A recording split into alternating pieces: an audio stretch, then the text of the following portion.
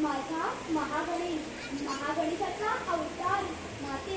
मी महागणेश नाही, मी गणेश, गौरीपुत्र गणेश. थोडे माझ्या बाळा, तूच माझा पुत्र आहे. गौरीपुत्र गणेश बाळा, तुला माहित आहे का रे? काय गं माते? मी तुझ्या प्राप्तीसाठी एक व्रत केला होता. ते कोणते? ये बस इथे.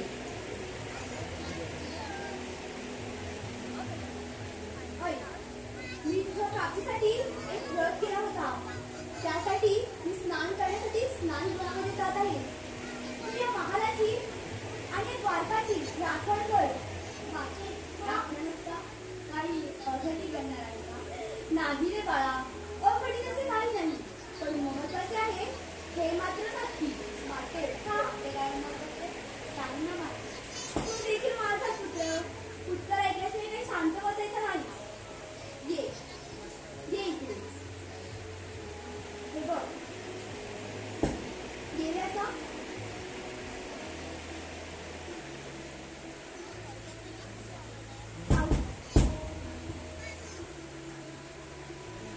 बस इथे.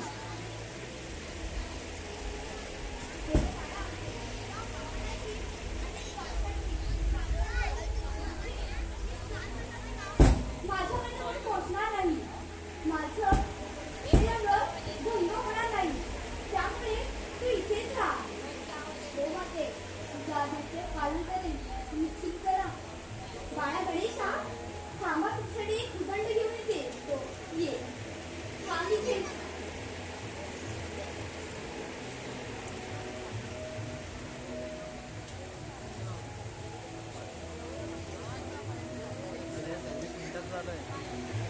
हा हे उदंड. याच्यामुळे तू गणनायक, गणेश्वर, गणश्रेष्ठ बनशील. हो माते. इकडे गणेशा, याचा उपयोग जो कोणी तुझ्या आज्ञा पाळणार नाही त्याच्यावर हा प्रयोग कर. पण बाळा, जो कोणी शरण येईल त्याला आज्ञा देण्यास अजिबात मागे पडू नकोस. हो माते. बरं, ठीक आहे. या फळांचा तू आस्वाद घे. थँक्यू.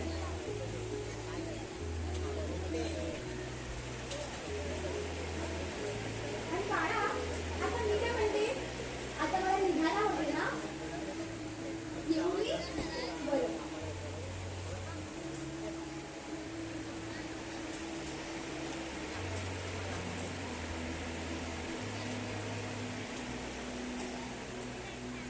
मी माझ्या बाळावर जबाबदारीचं सोपवले. पण हा निश्चितपणे फार तर पाठ असेल ना? मला शंका वाटते. काय करू? बघू का एकदा? पाहते तुम्ही.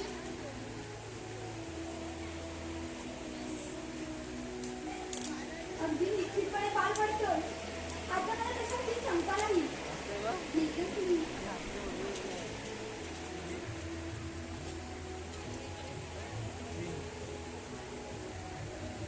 हॅलो.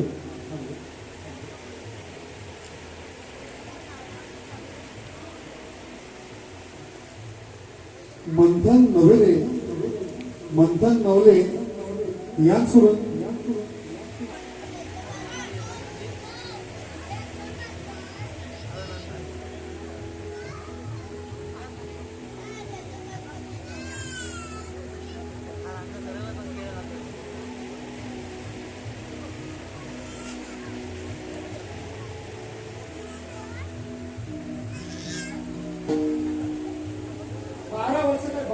निघून गेली. 13व्या वर्षी पुन्हा आलो. पार्वतीची आणि माझी भेट काही झाली नाही. मला पाहू पार्वतीच्या मनाला किती आनंद झाला असेल हे तिलाच ठाऊ. चला तर मग तिच्या महालाच्या दिशेने प्रस्थान करूया.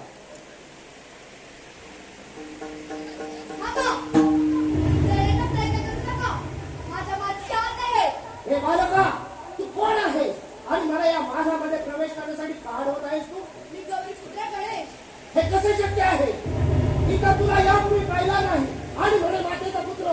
हे बालका, तू माझ्या मार्गातून बाजूला हो, नाही तर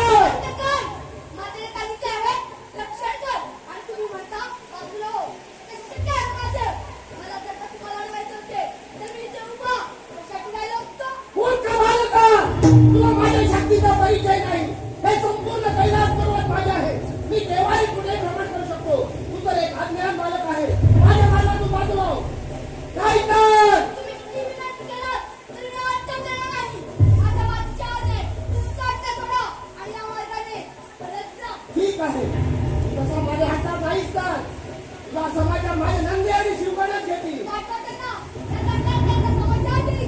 ठीक आहे. नंदी चिवट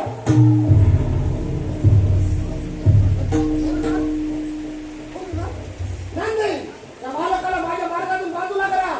बालक आणि या महालामध्ये बोल ना, या महालामध्ये बालकामध्ये मी पाहिलं नाही.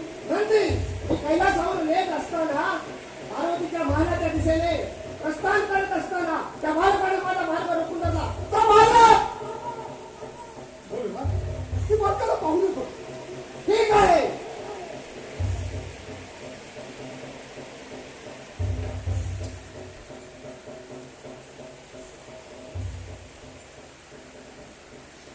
अरे बालका, अरे कोण आहेस तू? मी गौरीपुत्र गणेश.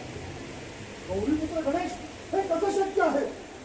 अरे बालका, शंकर महादेव तपश्चर्या करण्यासाठी निघून गेले होते आणि या घराची राजेगार सुद्धा तुझा ज्या ठिकाणी पार्वती माता, तुझी पार्वती माता. आणि कोण आहे? हे चित्र विचित्र घेऊन अरे मी माझ्या नंदी, समोर आला आहे. अरे वा, हे चित्र विचित्र दिसत वा. अरे मी नंदिकेश्वर आहे. हे बालका, हे बालका, या मार्गातून बाजूला हो आणि भोलेनाथाला आतमध्ये प्रवेश करू दे. नाही देणार. माझ्या मातीच्या आत आहे. सट्ट फोडा आणि या मार्गाने परत जा. बालका, तू कोणीतरी मायावी राक्षा असला पाहिजे. ठीक आहे, या नदीचा तुला पराक्रम माहित नाही. तर युद्धाची तयारी. काही हरकत नाही.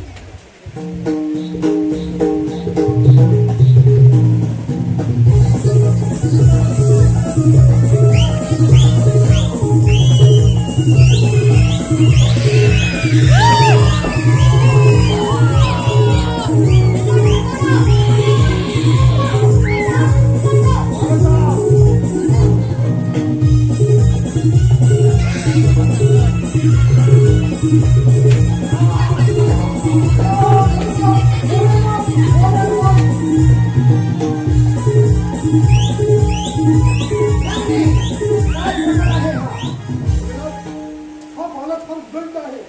या गणाने खूप रक्तबंबाळ करून सोडलं. एवढा उदंड बालक ठीक आहे, आम्ही जाऊन पाहतो. नाही. एक पाऊल पुढे टाकला तर माझ्या मातीच्या आज्ञेमुळे आणि हे कदापि होऊ देणार नाही. मूर्ख बालका, तुला माझ्या शक्तीचा परिचय नाही. हे संपूर्ण कैलास पर्वत माझे आहे. देव दानव मला कैलासपती नावाने ओळखतात. तू तर एक अज्ञान बालक आहे.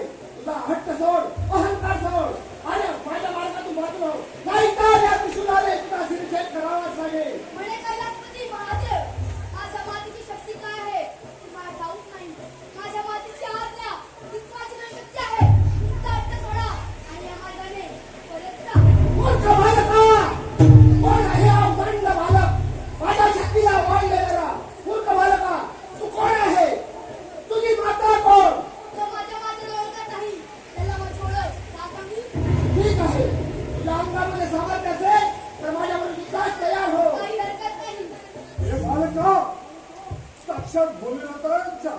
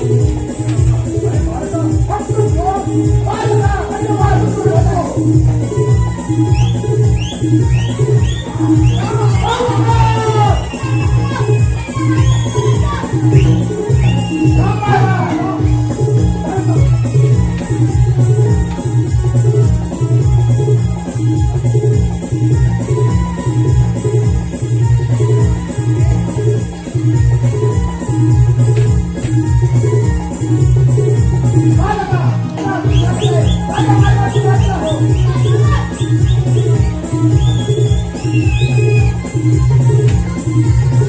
बालका, माझ्या मार्गाने बालका. बालका, माझं झालं आहे. थांबा.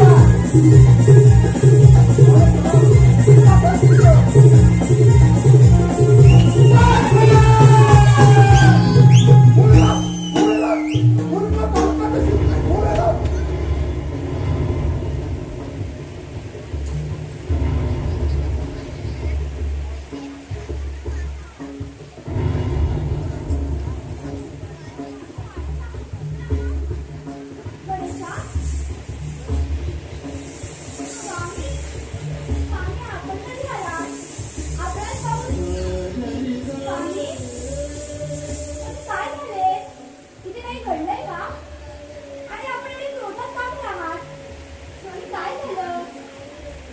स्वामी आपण या दिशेने काय बघत आहात? स्वामी, स्वामी, स्वामी इथे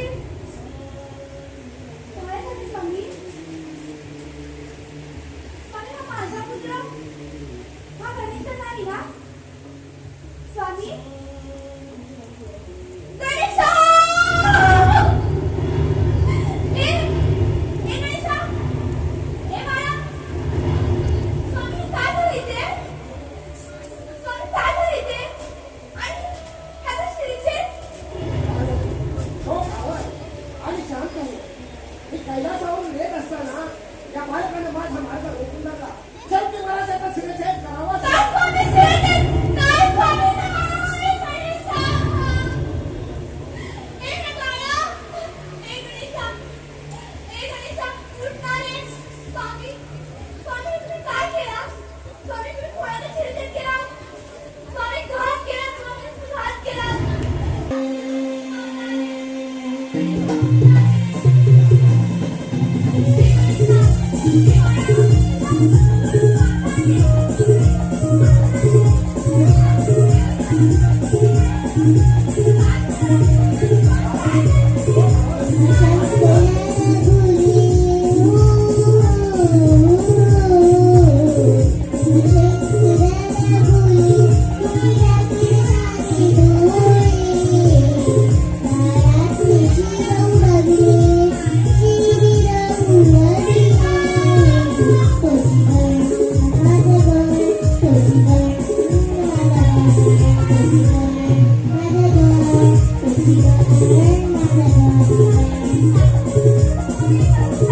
हो स्वामी आणि शांत हो.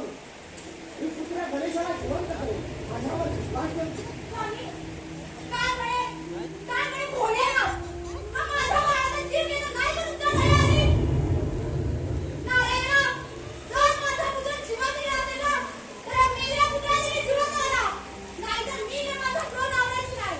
स्वामी, मला माझा पुत्र जिवंत हवाय. आणि जर माझा पुत्र जिवंत न झाल्यास या संपूर्ण विश्वाचा विश्वनाश होईल. हो खरं. सर्वनाश झाला तर या पृथ्वी तलावर देवदेवतांचं काहीच अस्तित्व शिल्लक राहणार नाही. नाही स्वामी, मला माझा पुत्र जिवंत हवाय. तुम्हाला करायचं ते करा. देव, मानव, पशु, पक्षी ज्याची मदत पाहिजे त्याची मदत द्या. पण माझा पुत्र मला जिवंत करून द्या. स्वामी असं जर न झाल्यास मी स्वामी या सगळ्या विश्वनाचा विश्वनाश करेन गणेशा. पार्वती, हो आवाज. मी पुत्र गणेशाला जिवंत करण्यासाठी जात आहे. गणेशा. ए बाळा. ए बाळा काय रे, उठता रे. गणेशा. गणेशा, उठता बेटा. नाही गणेशा. ए बाळा, बाळा उठता रे. मी आहे माझ्या बाळाचा. हा देव बघू. नाही.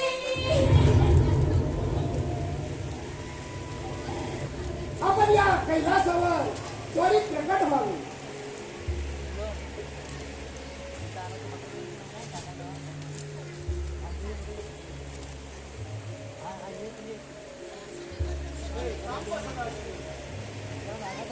हे शिवशंभो, हे पशुपते, हे जटाधारी देवाधिदेव शंभू महादेव, या श्रीहरी विष्णू नारायणाचा सदस्य प्रणाम. शंभू महादेव, या कैलासावरती पाचारण करण्याचे काय फार प्रयोजन असावे? विष्णू नारायणा, हं? प्रयोजन अत्यंत महत्वाचं आहे. त्यासाठी आपलं सहकार्य हवं आहे. सहकार्य होय नारायण. आणि तेही माझ्याकडून अवश्य. विष्णू नारायणा, माझ्या हातून घोर पाप घडला आहे. त्यासाठी आपलं सहकार्य हवं आहे ना. अवघड पाप आणि तेही तुमच्याकडून. शंभू महादेव, या विश्वाची नाश व संवाद देवता आपणच आहात. ज्या वेळी या सृष्टीवरती अहंकाराचा किंबहुना अधर्माचा वाढ झाली त्यावेळी आपण आपल्या या त्रिशूलानं त्या विनाशकारी संकटापासून या सृष्टीचं रक्षण केलं आहात आणि आपल्या हातून अघोर पाप होणं अशक्य. होय नारायण. विष्णू नारायणा, माझ्यातून पार्वती पुत्र गणेश याचा शिरछेद केला आहे. हं. तेव्हा पार्वतीने आकांत करून संपूर्ण सृष्टीचा विनाश करण्याचा फळ केला आहे. हे दानव सर्व भयभीत झाले आहे. तेव्हा पार्वती पुत्र जिवंत करणे अनिवार्य आहे. शंभू महादेव, माता पार्वती आदिशक्ती आहे, महाकाली आहे. तेव्हा जर का तिचा क्रोध अनावर झाला तर या सृष्टीचा अंत हा निश्चित आहे. त्यामुळे पार्वती पुत्र गणेश जिवंत करणे हे आपले परम कर्तव्य आहे. विष्णू नारायणा, तुम्हाला माहीतच आहे माझ्या या त्रिशूलाने उडालेले शील त्या जागी पुन्हा जिवंत होत नाही आणि होणारही नाही. तेव्हा उद्याचा सूर्योदय होण्यापूर्वी आपण अरण्याच्या दिशेने प्रस्थान करावे. अरण्याच्या दिशेने प्रस्थान करताना ज्या कोणत्याही प्राण्याची माता आणि पुत्र आपापल्या विरुद्ध दिशेला तोड करत असेल अशा बालकाचे शील तुमच्या या सुदर्शन चक्राने उडवून आणा आणि ते शील आपण त्या बालकाच्या घरावर ठेवून त्या बालकाला पुनर्जीवित करू. अवश्य. शंभू महादेव, मी आपल्या आज्ञेप्रमाणे अरण्यात जाऊन कोणत्याही वन्य प्राण्याचे किंबहुना त्या प्राण्याच्या बाळाची शील मी माझ्या सुदर्शन चक्राने शील देत करून त्वरित या कैलासावरती घेऊन येईन. शंभू महादेव, मी अरण्याच्या दिशेने प्रस्थान करत आहे. या सृष्टीच्या कल्याण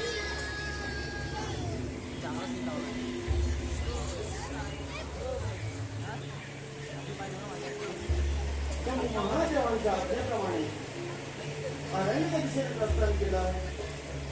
बराच काळ झाला. मार्गक्रमण करत असताना त्या अरण्याच्या ठिकाणी कोणत्याही प्राण्याचे दर्शन झाले नाही किंबहुना कोणत्याही प्राण्याच्या बाळाचेही दर्शन झाले नाही. परंतु आपण आपलं मार्गक्रमण असं चालू ठेवलं पाहिजे.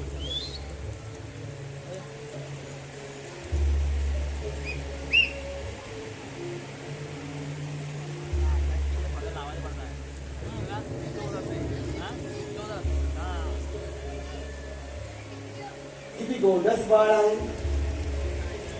आपल्या आईच्या डोळ्यात डोळे घालून जणू काही मातेच्या डोळ्यामध्ये विश्व सामावले असावे. परंतु हे बाळ आपल्या मातेच्या दिशेने पाहत आहे म्हणजे या बाळाचा शिरछेद करणं अशक्य आहे. आपण आपला मार्गक्रमण असंच सावरून ठेवलं पाहिजे.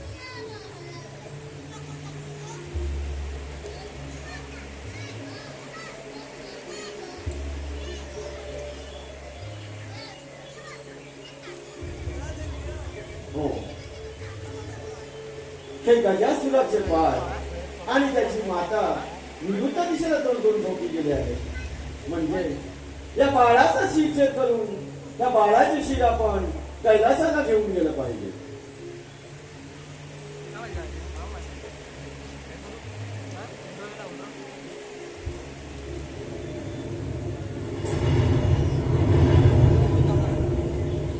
हो, परंतु हे चित्र विचित्र रूप पाहून पार्वती माता नक्की चिंतित होईल आणि त्या बाळाचा स्वीकार करणार नाही. आणि म्हणूनच हे शीर आपण सुशोभित करून घेऊन गेलो तर माता पार्वती त्याचा निश्चितच स्वीकार करेल.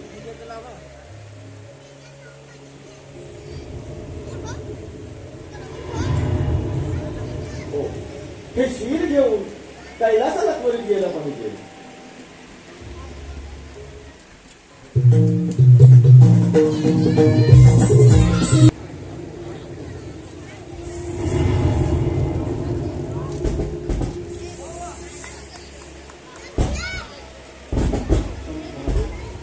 हे आपल्या आज्ञेप्रमाणे गजासुराच्या बाळाचे शीर तू माझ्या सुदर्शन करणारी शीर करून त्वरित आपल्याकडे घेऊन आला.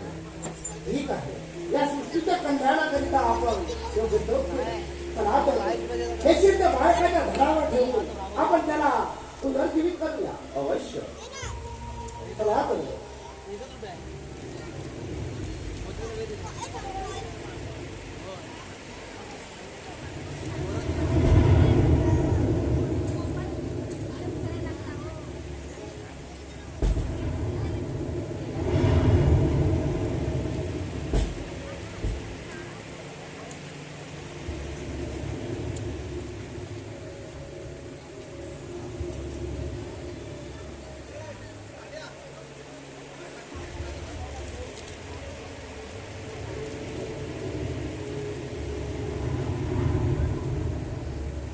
शंभू महादेव, आपण आता पार्वतीला हाक मारा.